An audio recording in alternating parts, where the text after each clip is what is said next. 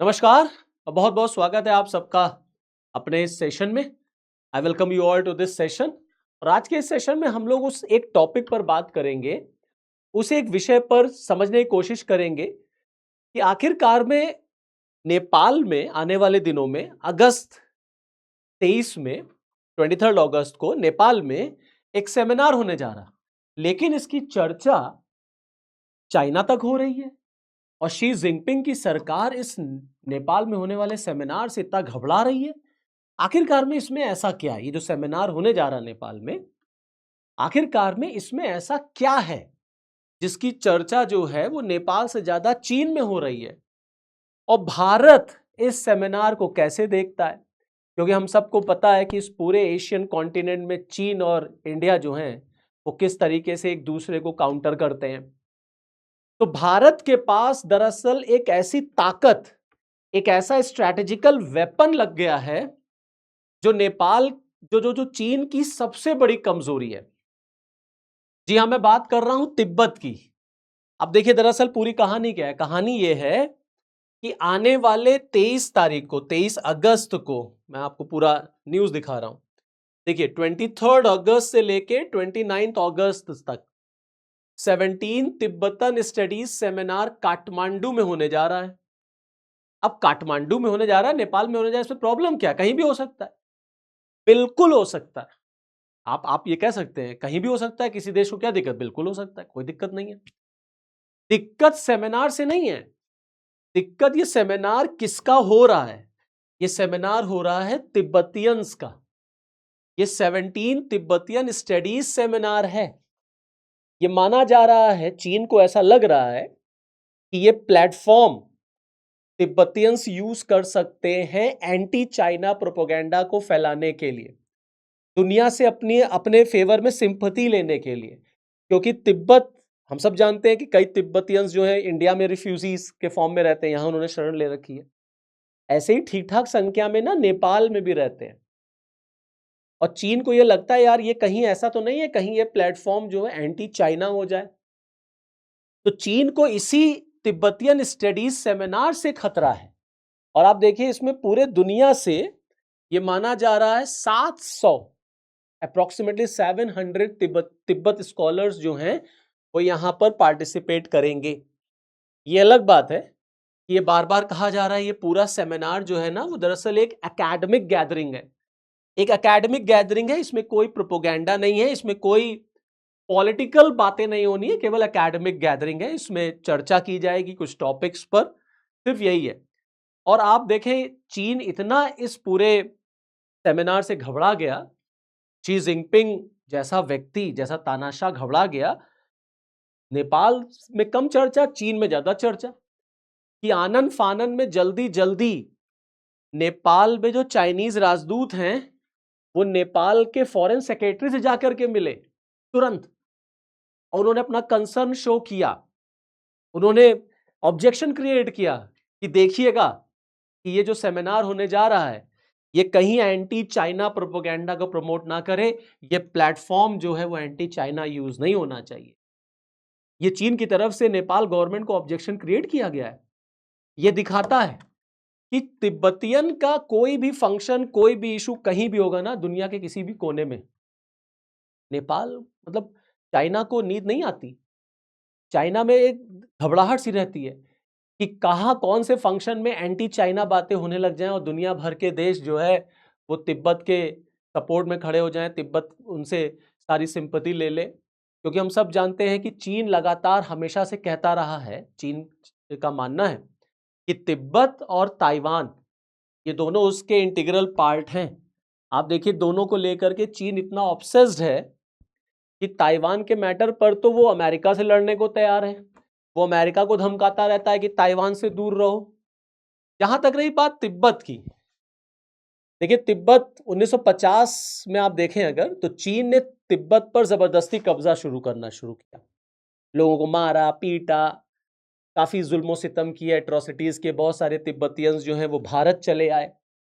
आप सब जानते ही हैं कि 14 दलाई लामा इंडिया में ही रहते हैं, धर्मशाला में, आप सबने नाम भी सुना होगा। गवर्नमेंट इन एग्जाइल इंडिया से ही चलती है।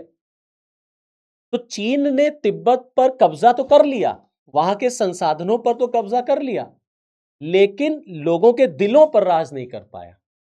लोगों के दिलों पर चीन जो है कब्जा नहीं कर पाया। और तिब्बत क्योंकि नेचुरली भी बहुत रिच है, भाई देखिए तिब्बत को पूरे एशिया का वाटर टावर कहा जाता है। आप समझिए कि जितनी भी प्रोमिनेंट नदियां हैं वो आप सब जान ही रहे हैं कि तिब्बत से ही निकलती हैं। तो तिब्बत के जो संसाधन है ना, उस पर चीन की नजरें थी और चीन ने इस तरीके से तिब्बत पर कब्जा किया, वहां से ये इशू क्रिएट हो गया। और भारत हमेशा से तिब्बतियन लोगों के अधिकारों, उनके राइट्स, उनकी स्वतंत्रता, उनके मानवाधिकार, उनके फंडामेंटल राइट्स का सपोर्टर रहा है। जिस तरीके से चीन ने इंटरफेरेंस किया है, इंक्लूजन किया है तिब्बत में, भारत ने हमेशा उसका विरोध किया है।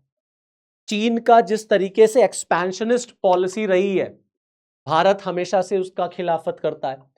भारत हमेशा से तिब्बत के लोगों के साथ है, तिब्बत के लोगों के अधिकारों के साथ है।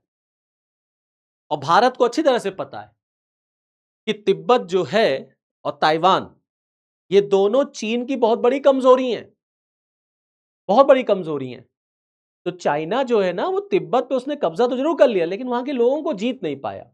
बल्कि आपको मैं बताऊं कि तिब्बत के लोग अपने आप को ज्यादातर भारत से जोड़ते हैं, वो चीन से अपने आप को नहीं जोड़ते, वो भारत से जोड़ते हैं। तो अगर चीन पाकिस्तान में जा करके, भारत के पड़ोसी मुल्कों में जा करके एंटी इंडिया सेंटिमेंट्स या एंटी इंडिया प्रोपोगेंडा को प्रमोट कर सकता है, तो भारत क्यों नहीं तिब्बत का साथ दे सकता है? बिल्कुल तिब्बत का साथ देना चाहिए इंडिया को। और हम हैं, तिब्बत के अधिकारों के साथ है, तिब्बत के लोगों के साथ भारत खड़ा है हमेशा। अब यही बात चीन को जो है वो खलती है, और इसीलिए सेमिनार से चीन जो है वो इतना घबराया हुआ है।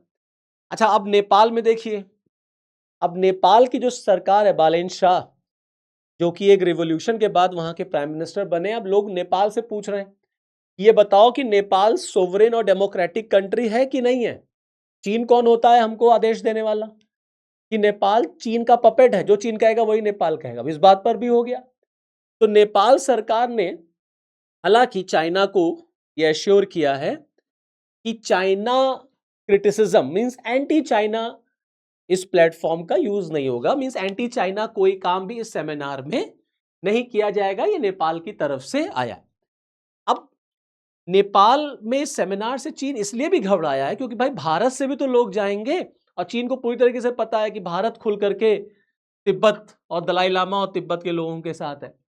लेकिन जिस तरीके से चीन ने नेपाल पे दबाव बनाया और जिस तरीके से इस इशू को लेकर के इशू क्रिएट हुआ, जो गवर्नमेंट इन एग्जाइल है, जो तिब्बतियन गवर्नमेंट इन एग्जाइल है भारत में, उसकी तरफ से एक लेटर आया जिसमें यह कहा गया कि वो ये नहीं चाहते कि नेपाल इस सेमिनार को कैंसिल करे। इसलिए यह कहा गया है कि इस पूरे सेमिनार में वो इसको स्किप करेंगे। मतलब Tibetan government in exile is not going to attend this seminar, ताकि ये सेमिनार हो। और उनकी तरफ से जो चाइना प्रेशर डाल रहा है इस कॉन्फ्रेंस को लेकर नेपाल पर, उसका ये एग्जाम्पल है। कहा गया कि भाई हमारी तरफ से कुछ ही लोग जाएंगे, प्रोमिनेंट लोग नहीं जाएंगे, दलाई लामा नहीं जाएंगे, बड़े अधिकारी नहीं जाएंगे, कुछ ही लोग चले जाएंगे। तो मैं जो आपको बात बता रहा था तिब्बत की, इंडिया और चीन के बीच में, ये एक बफर स्टेट है इंडिया और चाइना के बीच में तिब्बत। आप देखिए, चाइना ने अपने ऑफिशियल डॉक्यूमेंट्स में से तिब्बत का नाम भी चेंज करके शीजांग रख दिया। ये इसलिए ताकि लोग उसको चाइनीज नाम से माने। और इंडिया और चीन के बीच में जो सबसे बड़ा जो जो जो एक डिस्प्यूट का मैटर, वैसे तो बहुत सारे डिस्प्यूट के मैटर हम सब जान ही रहे, देखिए ट्रेड का मैटर है, गलवान। आप जब भी इंडिया और चाइना के डिस्प्यूट को देखते हैं तो सबसे ज्यादा आपको आता है बॉर्डर इशू, ठीक है? जैसे गलवान इशू हो गया, डोकलाम इशू हुआ था, ठीक है? ये सारे इश्यूज तो चलते हैं भैया, लेकिन ये भी इशू बहुत प्रोमिनेंट है, दलाई लामा वाला। दरअसल दलाई लामा रहते हैं भारत में और भारत सरकार खुल के दलाई लामा का सपोर्ट करती है। अब चाइना को यह लगता है कि दलाई लामा का जो सक्सेसर है वो चीन से होना चाहिए, वो चीन से होना चाहिए। और दलाई लामा बार बार ये कह चुके हैं कि उनका सक्सेसर चीन का नहीं होगा। तो चीन को लगता है कहीं ऐसा तो नहीं अरुणाचल प्रदेश का हो जाए या भारत से हो जाए तो चीन का जो दबदबा है तिब्बत पर वो नहीं रहेगा ना, तो शी जिनपिंग कैसे दुनिया को मुंह दिखाएंगे? चाइना का डोमिनेंस तिब्बत से खत्म हो जाएगा ना। दलाई लामा एक धर्म गुरु हैं भाई, लोग उनकी बात मानते हैं, तिब्बतियन बुद्धिस्ट उनमें आस्था रखते हैं, तो कोई छोटा मोटा पद तो है नहीं। तो आप देखें, अक्सर आप इस तरीके के बयान सुनते हो कि China has no right over reincarnation of Dalai Lama. ये जो गवर्नमेंट इन एग्जाइल है भारत में, उनके स्पोक पर्सन का ये न्यूज, जो ये स्टेटमेंट, इसकी फोटो मैं आपको दिखा रहा हूं, मींस जो तिब्बतियन गवर्नमेंट इन एग्जाइल है उसका भी मानना है कि चीन को कोई भी अधिकार नहीं है दलाई लामा के रीइंकारनेशन में इंटरफेयर करने का। ये पूरा का पूरा मैटर तिब्बतियंस का है, दलाई लामा का है, तिब्बत इसको देखेगा। अब भारत क्योंकि खुल करके तिब्बत का दलाई लामा का साथ देता, अक्सर आप फोटो वगैरह देखते ही होंगे, दलाई लामा की बर्थडे हो गई तो हमारे रिप्रेजेंटेटिव जाते हैं, अलग मतलब पॉलिटिकल जो लीडर्स हैं वो दलाई लामा से मिलते रहते हैं। ये चीन को बिल्कुल भी नहीं पसंद आता, तो चीन बार बार भारत से कहता है just stay away, stay out of Dalai Lama's issue. Dalai Lama के जो रीइंकारनेशन का मैटर, उससे भारत बाहर रहे, क्योंकि ये चीन का इंटरनल मैटर है। तो कश्मीर भी तो इंडिया का इंटरनल मैटर है जिसमें चीन इंटरफेयर करता है। अब चीन अगर उसमें इंटरफेयर कर रहा है, पाकिस्तान का साथ देता है, तो भारत नहीं दे सकता, भारत को भी खुल करके साथ देना चाहिए। देखिए, सबसे लेटेस्ट एग्जांपल आपको बताता हूं, अभी दलाई लामा को ग्रैमी अवार्ड मिला, ग्रैमी अवार्ड मिला, चीन इससे भी तिलमिला गया, चाइना को ये भी नहीं पसंद आया कि कैसे ग्रैमी अवार्ड मिल गया। मींस अगर दलाई लामा को कोई भी अवार्ड मिलेगा, चीन को पसंद नहीं आता। चीन को लगता है दुनिया दलाई लामा को रिकॉग्नाइज करती है, और दलाई लामा का कोई भी फॉरेन ट्रिप होता है ना, चीन कभी उसको वेलकम नहीं करता। यहां तक कि चीन ने अमेरिका को भी थ्रेट किया था कि अगर आपने दलाई लामा को अपने देश में बुलाया तो हमारे और आपके रिलेशंस जो है वो खराब हो जाएंगे। आप देखिए, China opposes any country allowing Dalai Lama to visit foreign ministry. Means चीन किस तरीके से दलाई लामा के मैटर को देखता है, ये आप समझ सकते हैं। ऐसे ही आ जाइए ताइवान का मैटर, एक वर्ड आपने सुना होगा, वन चाइना पॉलिसी, ठीक है। तो जब वन चाइना पॉलिसी की बात आती तो चाइना कहता है तिब्बत और ताइवान हमारा है, there is no Taiwan, only one China, ऐसे आप देख सकते हैं। लेकिन इसके उल्टे ताइवान में चलिए, ताइवान अपने आप को एक सोवरेन कंट्री मानता है, कहता है वी आर नॉट चाइना। अब यही झगड़ा है। तो चाइना जो है ताइवान को अक्सर डराता रहता है, कभी वहां मिलिट्री एक्सरसाइज करेगा, कभी अपने फाइटर जेट्स भेज देगा, कभी अपने शिप्स भेज देगा, ताइवान को साइकोलॉजिकल प्रेशर में डालने के लिए, क्योंकि ताइवान बार बार चिल्लाता है कि हम एक सोवरेन कंट्री हैं, we are not part of China. और चाइना मानता है कि ताइवान और तिब्बत दोनों ही जो है वो चाइना का पार्ट है। अमेरिका जो है वो ताइवान के साथ रिलेशन रखता है, रिलेशन तो भारत का भी है, रिलेशन तो भारत का भी है और अमेरिका भी है। तो इसलिए चीन को ये लगता है कि जो फॉरेन कंट्रीज है ना, वो ताइवान में इंटरफेयर करके चीन को चैलेंज करते हैं। ये चीन की सबसे बड़ी कमजोरी है जो भारत के हाथ लग गई है, तिब्बत वाला उसमें खास तौर से। तो जो तिब्बत में सेमिनार होने जा रहा है उसकी गूंज चीन तक है। अब आने वाले दिनों में देखते हैं कि किस तरीके का फिर रिएक्शन आता है और इस सेमिनार से क्या निकल करके आता है।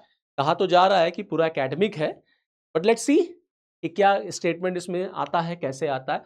और अभी तो 23 अगस्त की बात है, देखते हैं नेपाल क्या इसको कंडक्ट कराता है कि इसको कैंसिल कर देता है। तो चलिए फिर इस वीडियो में इतना ही, फिर नेक्स्ट वीडियो में आपके साथ फिर मिलूंगा, तब तक के लिए जय हिंद।